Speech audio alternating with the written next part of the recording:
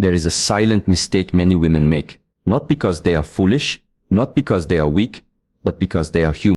They mistake admiration for love, attention for alignment, and energy for connection. Let me ask you something. Why do you think your age is a problem? Why do you assume you need to do more, give more, bend more, just because he is younger?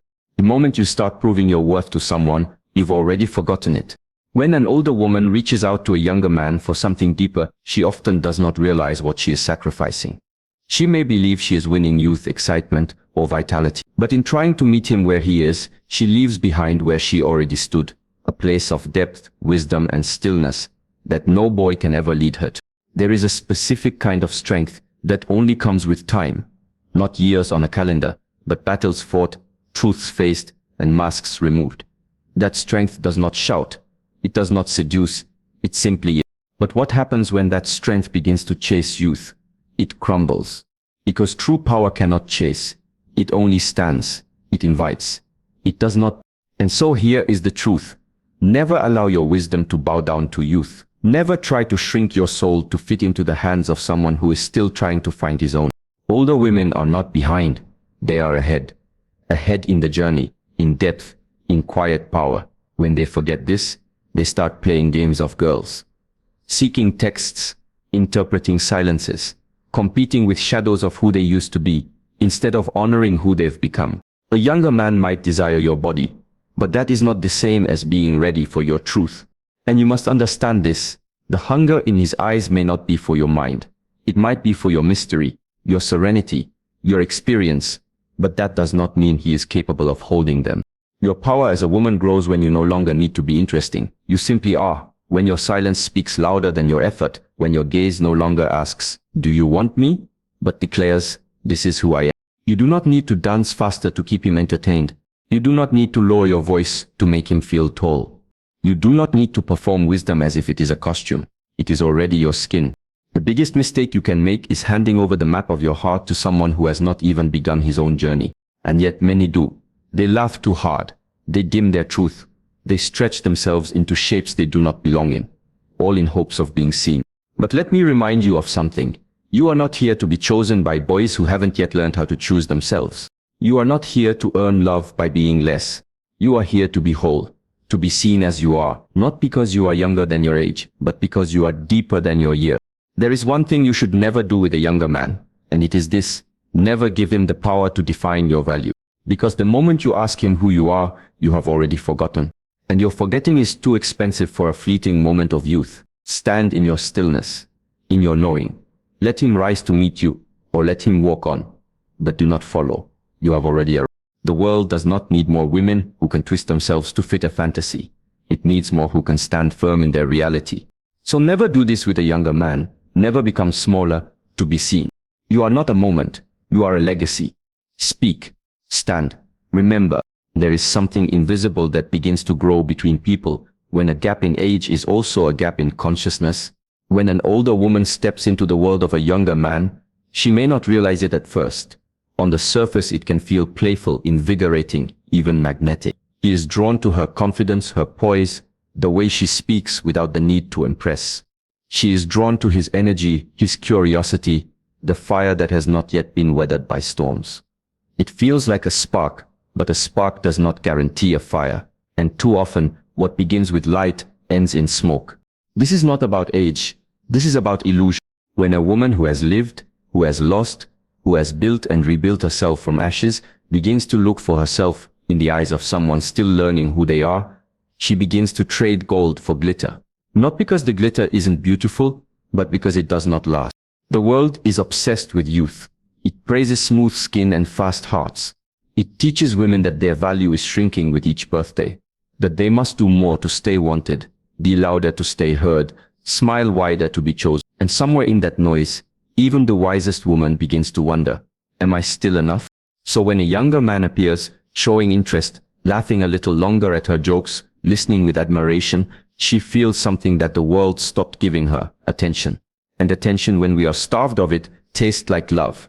But there is a silent transaction that begins when a woman gives away her power just to be seen again. She adjusts her dress, hides her scars, silences her truth. She tells herself it's harmless. She tells herself she's just enjoying life, but deep down something sacred is being traded. Her self-worth for borrowed validation. Time does something to a woman. It sharpens her, softens her, deepens her. She becomes more than just flesh and bone. She becomes energy, memory, wisdom. She walks into a room and carries a story, not just a silhouette, but when she forgets the power of that story, she starts to compete in a race she already won. The younger man may be sincere, he may be kind, but he does not yet know how to hold space for the depths she carries. He might admire her strength, but admiration is not the same as understanding. He might be captivated by her calm, but still be chasing storms. And here is the danger. When she tries to fit into his rhythm, she starts laughing at jokes she doesn't find funny. She begins answering texts quickly to appear just as available. She doubts herself when he pulls away, wondering if she was too intense, too quiet, too real. She becomes a version of herself that fits his comfort instead of honoring her truth. But why? Why would a woman who has already risen from heartbreak, built her own home inside her soul, learned how to be alone without being lonely? Why would she now shrink for someone who hasn't yet met his own reflection fully? Because we all, no matter how strong, want to be seen. And when we forget where to look, when we forget to see ourselves, we begin to beg for mirrors in other people's eyes. But there is something sacred in remembering who you are. A woman who has lived through years does not need to match the tempo of someone else's dance. She creates her own rhythm. She does not chase youth because she is not behind it. She has already passed through it. Youth does not make her more. It only reminds her of who she once was. But she is not here to return to that version. She is here to honor the one she became. There was a time when you cried over someone who did not stay. There was a time you doubted your worth because someone did not choose you. There was a time you twisted yourself into someone lovable. And yet, you rose. Every time. So what is this moment really? A younger man looking at you like you're the moon. It's tempting, yes, but remember this. The moon does not lower itself to be admired. It rises. And those who wish to see it, lift their head. You don't need to chase what is already drawn to you. And if it isn't drawn to you for the right reasons, not for your energy, your wisdom, your presence, but only for your surface, then it was never truly meant for you. You are not here to perform youth. You are here to embody power. And the real tragedy is not that he doesn't see your depth. It is that you forget it in trying to be understood. Let him run toward what he thinks he needs. But you walk in the direction of your truth. Slowly, boldly, without looking back. Because when a woman walks in her truth, she does not need to be younger. She becomes timeless. When you step into any relationship, there is always an invisible exchange of energy taking place. You do not see it. You do not touch it. But you feel it. And it is always happening. Every word you speak, every look you give, every moment you share, it all carries energy. And when an older woman enters into a connection with a younger man, the energy dynamic becomes even more delicate, more complex and more dangerous when misunderstood. At first it can feel electrifying. He is full of movement, full of dreams, full of restlessness. You feel alive in his presence. You feel seen again, wanted again. His eyes light up when you walk in the room. He calls you mysterious. He says you're different. He says you make him feel calm. And in those words your heart may open. But here is the truth most do not speak. Energy is not the same as alignment. When your energy is born from stillness, and his is born from restlessness, there is a storm brewing quietly beneath the surface. One that will eventually demand something from you that you were never supposed to give away, your balance. The problem is not his youth, it is that his rhythm may not yet be steady. His emotions may still swing like a pendulum. He may not have learned yet how to sit with discomfort without trying to escape it. And if you are not careful, you begin to carry the emotional weight he hasn't yet learned to hold for himself. At first, you are the calm, you are the safe place, you are the healer. But slowly, this becomes a pattern. He feels, you absorb. He breaks, you repair. He doubts, you reassure.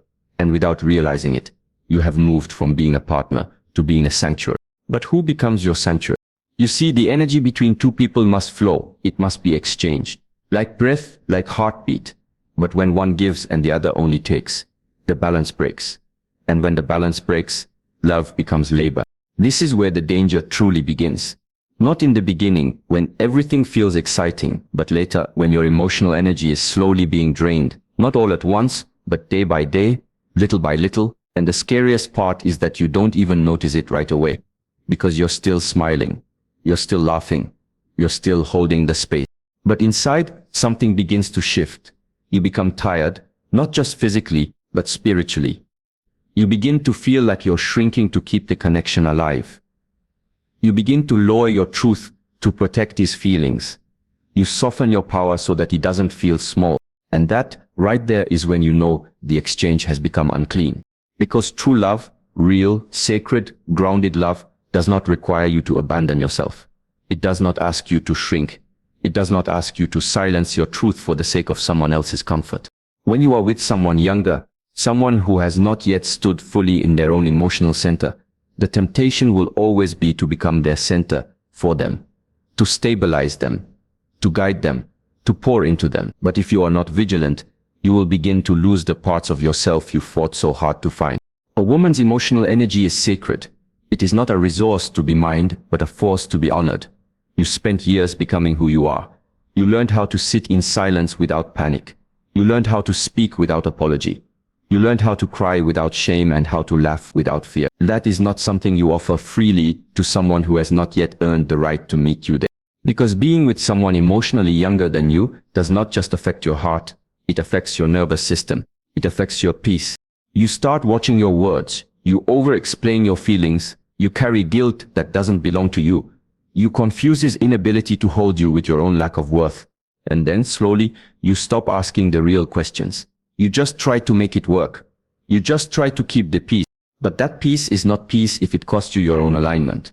Never forget this. When your emotional energy begins to revolve around another person's instability, that is not connection. That is sacrifice. And while sacrifice may look noble on the outside, inside it can become a quiet erosion of the self. Your emotions are not too much. Your stillness is not boring. Your honesty is not aggressive. If he cannot stand in the fire of your truth, he is not yet ready for your warmth. So be careful. Be intentional. Let your energy speak first. Let your intuition speak louder than your loneliness. Let your inner knowing remind you, you are not here to become a battery for someone else's awakening. You are here to shine, not to recharge someone who hasn't yet learned how to generate their own light. And one day you will look back, not with bitterness, not with regret, but with clarity. You will remember who you are. You will feel your energy return, and you will no longer give it away so easy. Because your energy is not just a feeling. It is a boundary, a compass, a power, and the moment you honor it, you will stop being drawn to those who only come to feed from it. You will begin attracting those who match it, reflect it, respect it. That is when love becomes peace. That is when connection becomes effortless. That is when you finally realize you were never meant to carry anyone. You were meant to walk beside someone who can carry themselves. There's a moment, quiet and unnoticed, when a woman begins to ask herself, am I still desirable? It doesn't come in the middle of a crowd or during loud applause. It comes in silence. Maybe after a long day, maybe after seeing her reflection in a window she wasn't prepared for, maybe after a younger man offers her a compliment that seems to see past her age. And suddenly a part of her she thought had gone quiet wakes up. She feels something, attention, attraction, maybe even hope. But here's the truth, no one teaches us. The moment you begin seeking validation from someone who hasn't walked your path, you risk forgetting the power that journey gave you.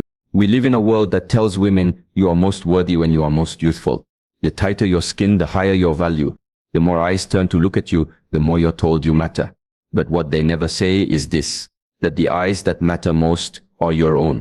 And yet, when a younger man comes along, intrigued by the confidence in your posture, by the way you do not chase, by the way you carry your silence like a crown, you might feel tempted, not just by him, but by what he represents.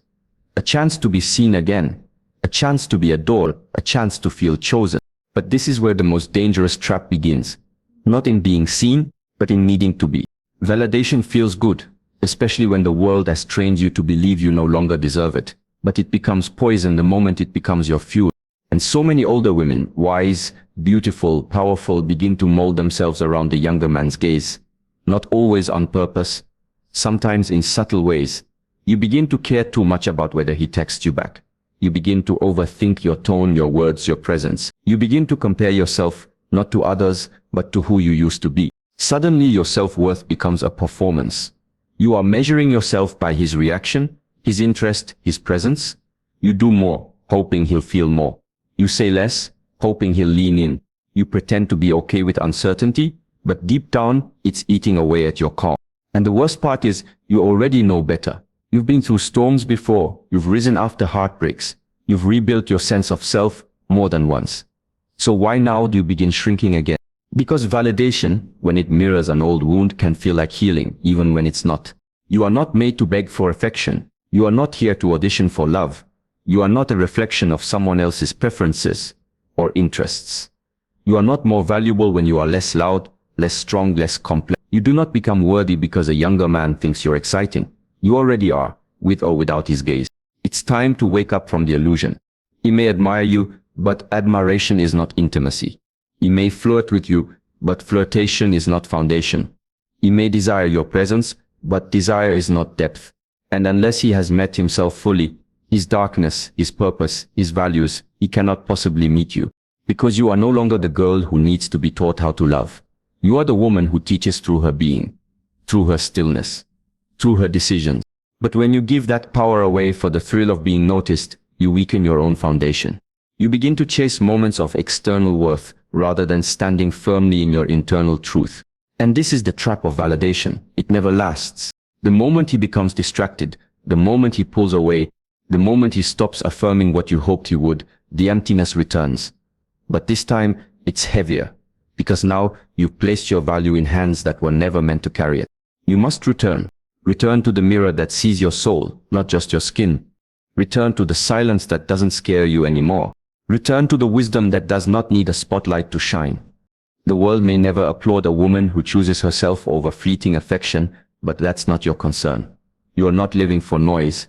You are here for truth, and the truth is this. You never needed to be validated by a boy who hasn't yet validated his own heart. If he sees your strength and runs, let him go.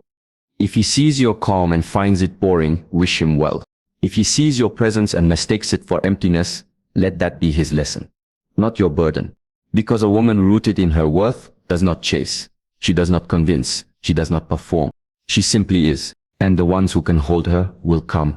Not because she begged, not because she proved herself, but because she remembered that choosing herself is not lonely. It is powerful. The moment you stop asking, does he want me? And begin asking, do I even want to shrink for this? That is the moment you return home to yourself.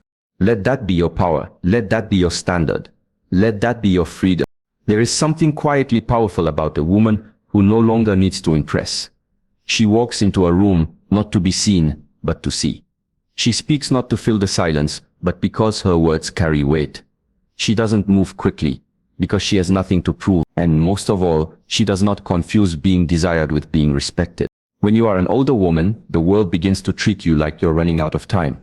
It tells you to soften your edges, to compete with youth, to stay relevant, to smile more.